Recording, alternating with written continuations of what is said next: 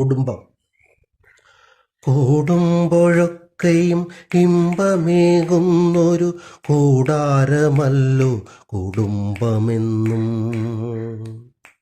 നല്ല പാഠങ്ങൾ തൻ നൽവിത്തുപാകിയ നല്ല വിദ്യാലയങ്ങൾ കുടുംബം. ബന്ധങ്ങൾ തൻ മുല പാലൂട്ടി നമ്മളെ ബന്ധിച്ചതൊക്കെ കുടുംബമല്ലേ. ആദ്യാക്ഷരങ്ങളും സ്നേഹാക്ഷരങ്ങളും ആദ്യം പഠിപ്പിച്ച പർണശാല.